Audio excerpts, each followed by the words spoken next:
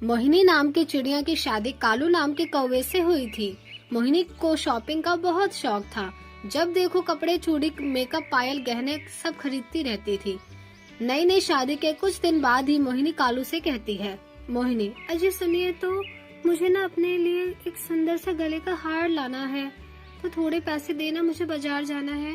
कालू, ये क्या कह रही हो तुम सुबह सुबह? मुझसे शायरी में बात कर रही हो? ठीक तो हो ना तुम, या फिर बुखार में हो? मोहिनी, हाँ हाँ हाँ, आपने बड़ी गंदी ही शायरी में अपनी बात कही। बुखार आए मेरे दुश्मन को, मुझे बाजार जाना है, जरा पैसे दीजिए।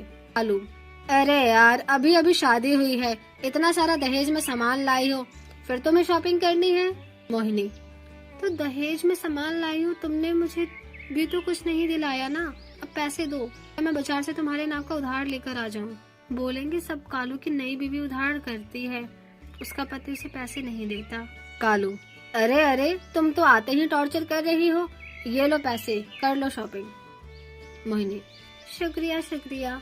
ये कहते ही मोहिनी चिड़िया पर्स लेकर मटक मटक कर बाजार जाती है, जहाँ एक गुंडा कबूतर उसे देखकर कहता है, कबूतर, अकेले ना बाजार जाया करो, नजर लग जाएगी। मोहिनी, पर्स खींच के मारूंगी ना, सारी अकल ठिकाने आ जाएगी तेरे, बड़ा आया, अकेली ना बाजार जाया करो। हट कबूतर, अरे दैया भागो रे भागो, बड़ी तेज चिड़िया है। ऐसा बोलकर मोहिनी उड़कर अपने बाजार में पहुंच जाती है, जहां वो सुंदर सा हार देखकर कहती है, मोहिनी, अरे वाह, बाजार में कितनी रौनक लगी है, और ये हार तो बहुत ही सुंदर है। भैया जी, जरा ये हार दे दो। ऐसा करो, ये लाल वाली लिपस्टिक दे दो, और क्या है ना, मेरे जानू को ये बहुत पसंद है। तोता, जी लीजिए। चिड़िया, क्या कर रहे हो, पिटोगे का? कभी इतनी सुंदर चिड़िया देखी नहीं क्या? तोता, सॉरी मैडम। इसके बाद चिड़िया बाजार से और भी सामान ले लेती है और खाना पीना भी खाती है, और बहुत सारी बैग्स घर लेकर आती है। तो उसका पति देखकर कहता है, कालू, अरे सारी शॉपिंग के पैसे आज ही खर्च कर दिए क्या? मोहिनी, तो क्या हुआ, ये सब आपने मुझे उड़ाने के लिए ही तो दिए थे ना, देखो मैं कितना सुंदर सुंदर सामान लेकर आई हूँ। उसको अभी मैं लिपस्टिक निकाल कर लगाती हूँ। तभी मोहिनी लाल लिपस्टिक लगाकर कहती है, मोहिनी, बताइए ना, मैं आपको कैसी लग रही हूँ जानू? कालू, जानू, तुम कतई जहर लग रही हो। मोहिनी, अच्छा ऐसा क्या, फिर मुझे चाट कर मर क्यों नहीं जाते? कालू, हे भगवान, तुम कैसी बात कर रही हो? मोहिनी, सॉरी जी, वो क्या है ना, मैं बाजार से जाकर थोड़ी इरिटेट हो गई हूँ, भला मैं आपको कैसे कह सकती हूँ ये। अच्छा, अब मैं सोने जा रही हूँ, बाय। कालू, अरे यार, चाय तो पिला देती मुझे।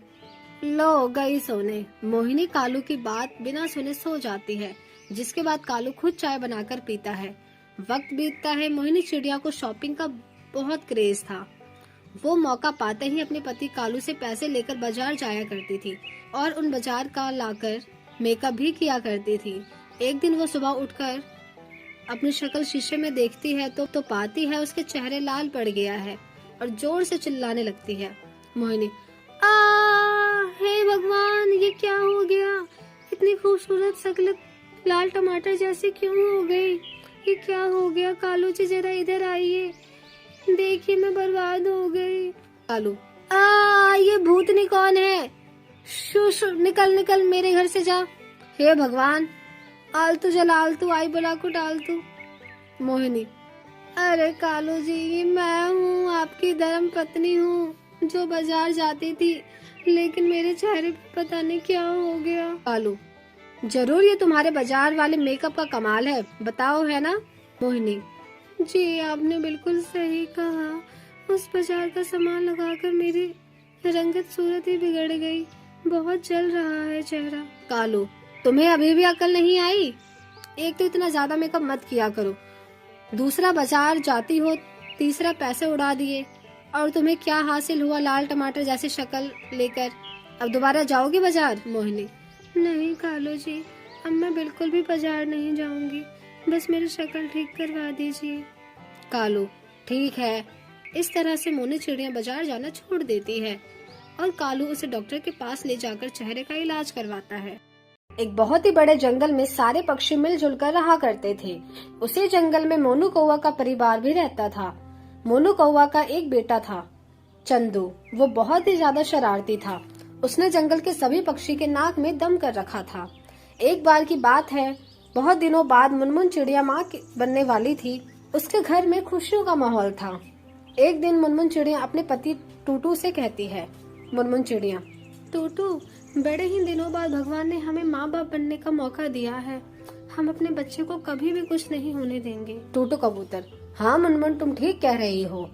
हम अपने बच्चे को अच्छा संसार देंगे ताकि वो बड़ा होकर जरूरतमंद लोगों की मदद कर सके और सबका आदर सत्कार करे। मुनमुन चिड़िया, हाँ जी, ये बात तो सही है, लेकिन एक बात का ध्यान रखना होगा, हमारा बच्चा कभी भी चंदू से दोस्ती न करे। आपने देखा है ना चंदू कैसे सभी पक्षियों को परेशान करता है। दोनों पक्षी अपने बच्चे के भविष्य को लेकर चिंता कर रहे थे। धीरे धीरे समय बीतने लगता है। एक दिन मुनमुन और टूटू कबूतर भोजन की तलाश में जा रहे थे। तब मुनमुन चिड़िया अपने बेटे से कहती है, मुनमुन चिड़िया, मोनू बेटा, हम भोजन की तलाश में जा रहे हैं। तुम घोंसले से बाहर मत निकलना, अंदर ही रहना। अगर चंदू तुम्हारे साथ खेलने के लिए आए तो तुम उसके साथ मत खेलना। मोनू, ठीक है माँ, मैं घोंसले के अंदर ही रहूंगा, इंतजार करूंगा आपका और किसी के साथ बाहर नहीं जाऊंगा। दोनों पति पत्नी निश्चिंत होकर चले जाते हैं। उनके जाने के थोड़ी ही देर बाद चंदू कौवा वहाँ आता है। चंदू, मोनू, ओ मोनू, देख मैं तेरे लिए क्या लेकर आया हूँ, मूंगफली। देख खाकर कितना स्वादिष्ट है। अब मोनू कहता है, मोनू, चंदू भैया, तुम यहाँ से चले जाओ, मुझे कोई मूंगफली नहीं खानी। मेरी मम्मी मुझे तुमसे बात करने के लिए मना करी है। ये सुनकर चंदू को बहुत गुस्सा आता है। वो अपने गुस्से पर काबू नहीं कर पाता। मोनू से एक गिलास पानी मांगता है। मोनू संस्कारी बच्चा था। वो चंदू को ठंडा पानी पीने को देता है। पानी पीकर मोनू उसकी खूब पिटाई करता है और कहता है, चंदू कौवा, तेरी माँ को बता देना कि ये हालत मैंने की है तेरी। तेरे माँ बाप मेरा कुछ नहीं बिगाड़ पाएंगे। इतना कहकर चंदू कौवा वहाँ से चला जाता है। मोनू दर्द से कराह रहा था। शाम को मुनमुन चिड़िया और टूटू कबूतर घर आते हैं तो अपने बेटे की हालत देखकर घबरा जाते हैं। मोनू अपनी माँ को सारी बात बताता है। तब चिड़िया गुस्से में चंदू के घर जाती है।